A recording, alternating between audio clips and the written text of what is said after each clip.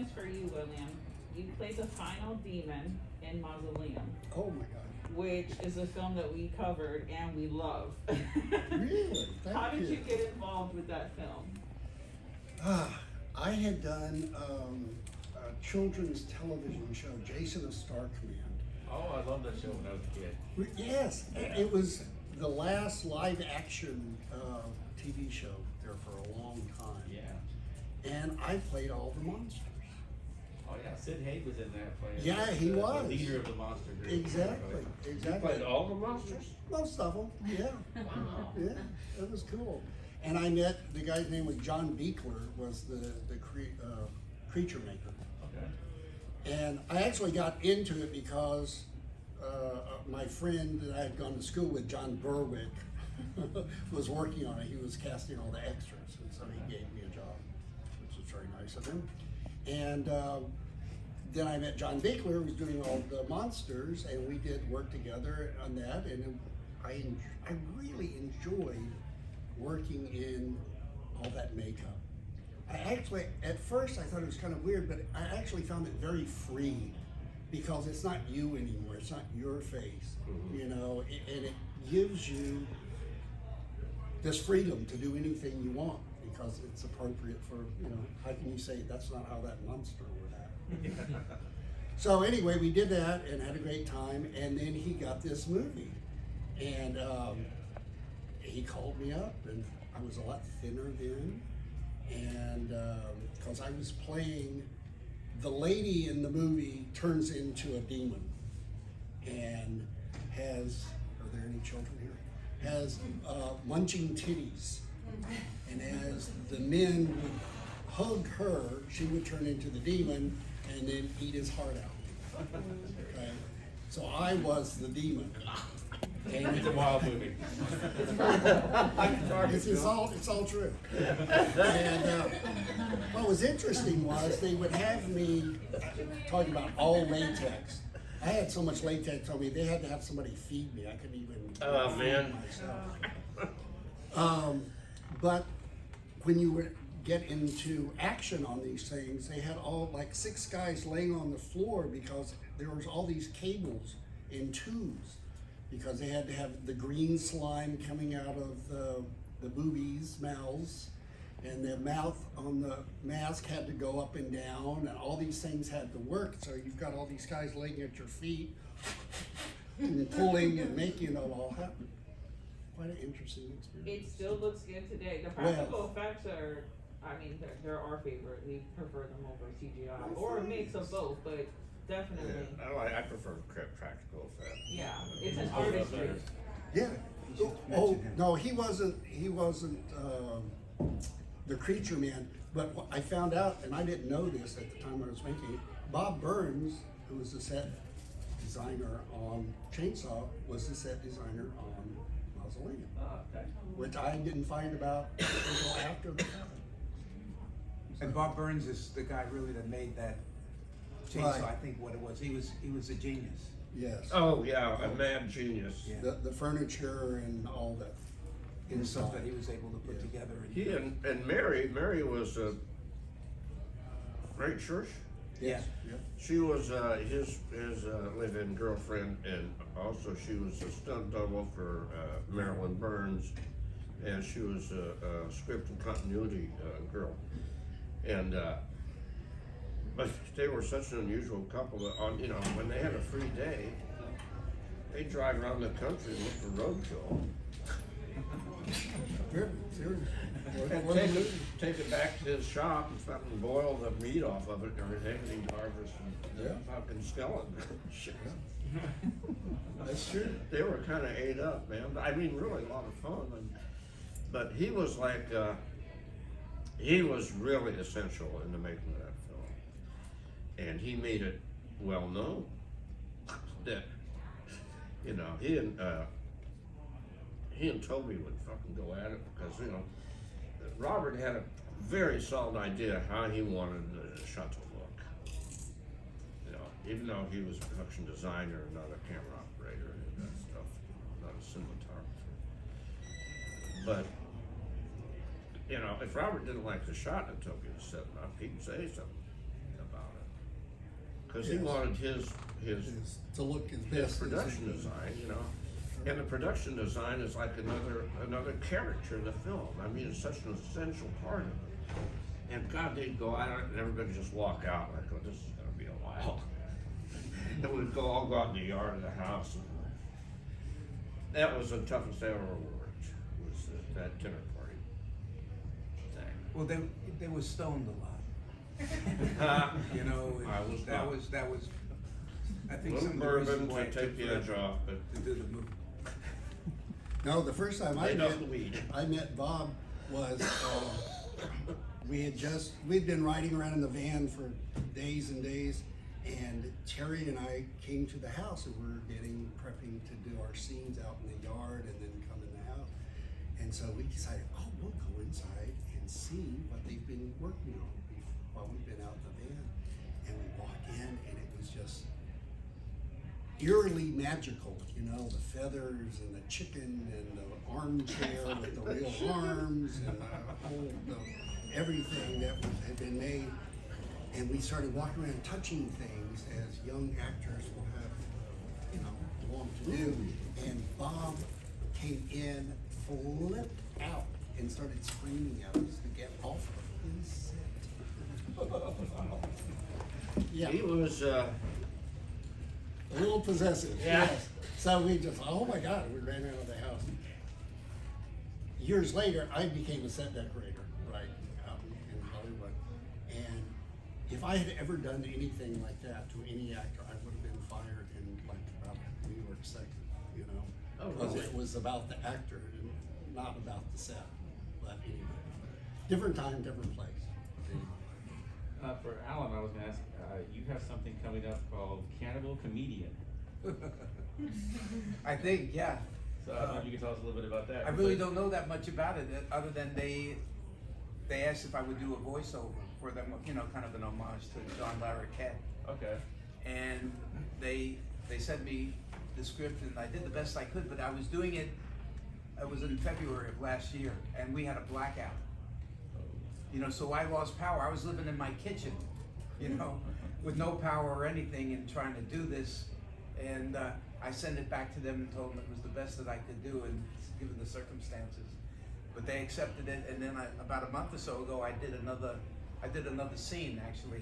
It's working title is Storage Locker, and I'm again dead. You know, story of my life. Rodney Day, you got no respect. I don't know what I got.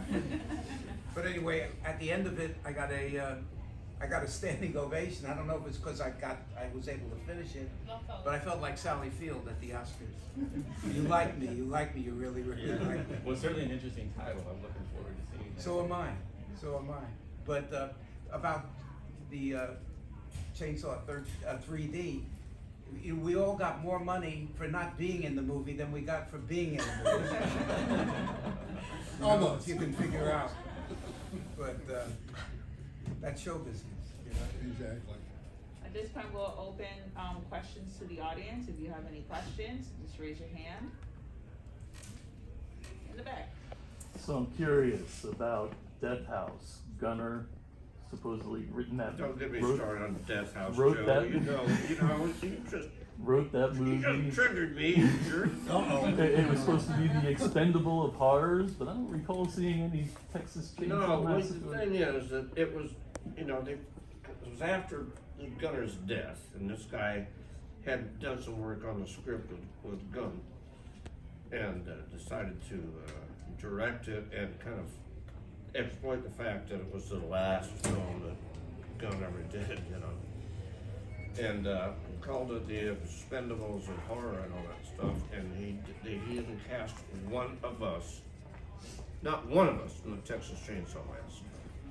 He had actors from every other major franchise except the one that Gunn was in. And Gunn wrote a freaking script. And well, you know, the guy knows there's no love lost between me and him. You know, you're either stupid or you lack creativity. I mean, what the hell? It's a gimme. If Gunnar were alive, he'd insist that all of us were in the film. You know, we'd all have maybe a scene or two together. You know, who knows? But for him not to hire a single one of us, of course they got Bill Moseley from the second one's in there. But that's not the Texas Chainsaw Massacre, and Gunner had nothing to do with the one that Bill Moseley said. So I just chaps my ass, Joe. Any other questions? I'll stop. All right, I'll ask you. Two questions. Were any of you consulted for the new Netflix movie? No, Did you hear anything about it? No. we just heard that was being made. And then with the upcoming 50th I actually anniversary- asked, I think I asked Ian Hankel if there's any chance that, maybe I could get a cameo or something. He was like, no. I was like, oh, well, okay. It was pretty to the point. I hope they do another one, and just kind of a geezer version. Hey, speak for yourself. Kind of bring us back or something like that. Do you guys have any plans or thinking about the 50th anniversary of what you would like to see happen, or another? I hope I live to see it. Yeah, we do too. It's a few years away. Well, we hope we can do more conventions, we'd like to do like a anniversary tour kind of a Yeah, thing. that'd be neat if all of us, that still exist. Yeah, the 5 of us. Is that how many there are? Yeah, yeah. There's only, I think, 4 that have speaking parts. I mean, there's some of us that are in the, for like 20 seconds, and they're doing signings, but the main, the Ed, Neil Leatherface, the Hitchhiker, and Terry the girl on the hook. Terry lives in Austin, Ed's in Dallas, and I'm in Austin, and Bill's in Seattle. So now with the next couple of years, we're hoping that, we can do while we're still alive, we're still vertical tour. Yes, We're still vertical. I love that. Yes, absolutely. God, Alan, you're a genius. That's fantastic. And then a little tidbit, I found the same model van that I drive in the movie, and I found it on the fan page, on a Chainsaw fan page, and it was in South Dakota.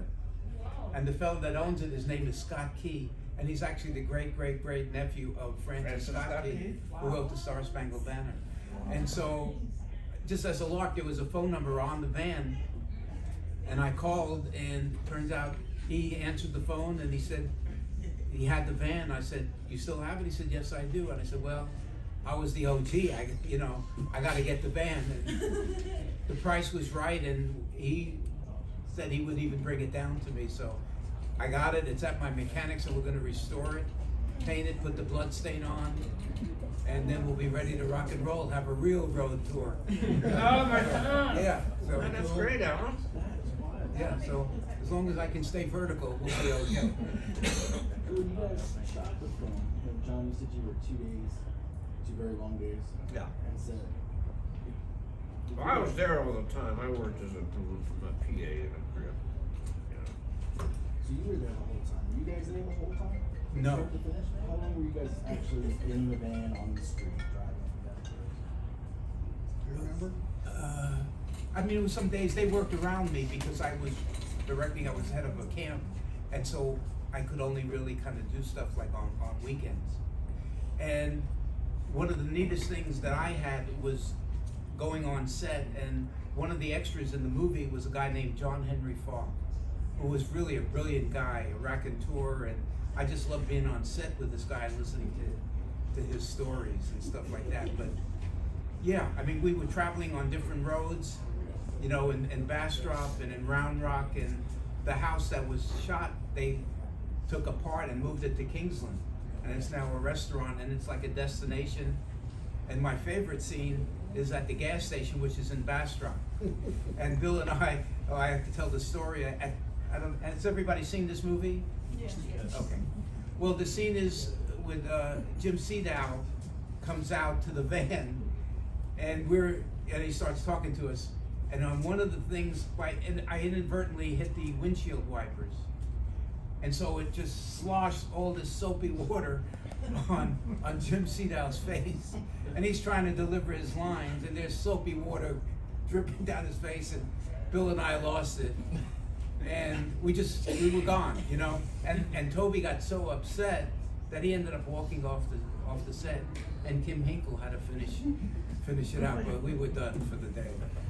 So a little behind the scenes, you know. I wish we had outtakes of that, that would be wonderful. Yeah. I think we have one last question in the back. I was wondering, have any of you kept up with Toby Hooper, or have had like a friendship with him over the years? Or? No. Toby passed away by popular demand. I know some years ago. And so, no, that's a joke. Actually, I saw Toby at the showing of Eggshells some years ago, and he's always been very cordial to me. You know, I guess he didn't need anything from me, so. And I think the one time he brought me in to watch the rushes of the movie, and he said, "Alan, what do you think I could do to improve it?" And I said, "Have the seats facing away from the screen." He didn't like that either, and he never called me back. But that tells you what I knew about it, because as it turned out, it's a classic. That's my story, and I'm sticking to it. The last thing that Toby did for me was just a couple months before he died. I had been cast in this film out in Hollywood, Rock, Paper, Scissors, and the director was Tom Holland, from, you know, the writer and director of Child's Play and Fright Night. And He didn't play Spider-Man? no, Oh, a different one. Okay.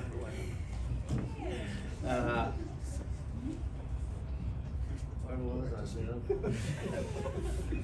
Rock, paper, scissors. Come on, John. Yeah, okay. So he didn't know who I was, you know, other than I was, you know, playing Grandpa on the Texas Chainsaw Massacre. So he calls up Toby Hooper. Toby Hooper. Herbert Heaver, to ask about me. And, cause he didn't know who I was. He wanted the local LA actor and all this stuff, and the screenwriter, Vic Miller, who wrote Friday the 13th, among other things, insisted on me. Cause he was a friend of mine from conventions, from the road, and he thought I'd be perfect for his part, which was a psychopathic pedophile. Uncle of the main character, who was a sexual serial killer. I raised this guy and turned him into some great role. But so the Tom calls Toby to ask about me, and Toby, so the last thing he ever did for me was almost give me a shit can, because he goes, "Frankly, I don't know, we just hired him because of his stature." And Holland was like, "Can this guy act?" I don't. Thanks, Toby. Yeah. The last thing he'd do for me. And the last time I saw him face to face, I had an appointment to talk to him about Salem's Lot, the miniseries. So I made an appointment, and so I went over and got on the lot at Lorimar, and I went to his office, and his assistant was like, "Oh, Toby's not here right now. He went to have, he should be back from lunch at any minute." So I wait 15 minutes. She goes, and that's before cell phones and stuff, you know. She was like, "I don't know, John. He should be back anytime." Half an hour later, she's like, "John, I'm so sorry. This is so embarrassing. I don't know where he is." It was not like I was a walk-in. I had an appointment to see him at 1 o'clock, you know. And so I'm walking back to my car, steaming, and I think that's typical Toby behavior. And I see him talking to a guy out on the lot, you know. So I walk over there, and he's got his back turned. I'm like, "Hey, Toby. He turns around, and I went, "You know, we had an appointment." He goes, "Yeah, hey, John, yeah, about that. I was thinking about it, and the only thing I could offer you was a $50 a day extra job, and I didn't think you'd want to do that, did you?" And I went, "No, I don't want to do that." You know, Because I was a real young-looking 24-year-old. Looked like a 16-year-old.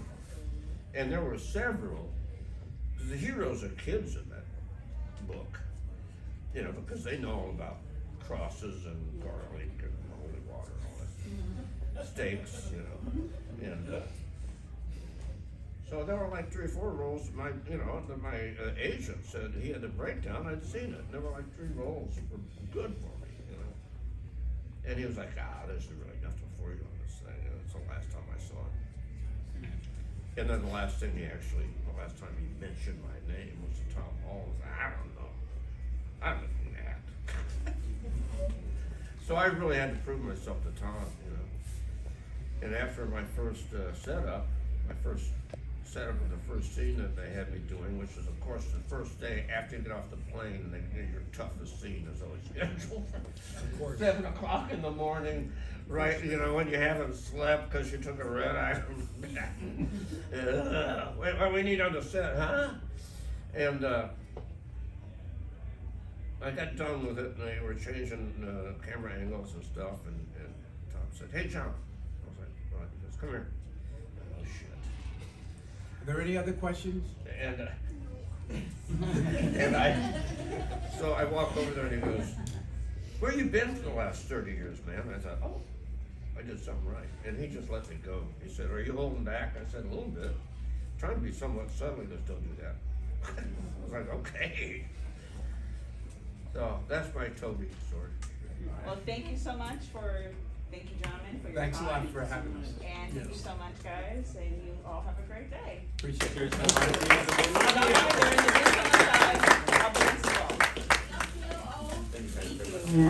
Yeah. Thanks for bringing up mausoleums. Nobody ever mentioned it. Yeah, you know, I never heard that story. We do a podcast. You got it. I'll send you my tab. Yes.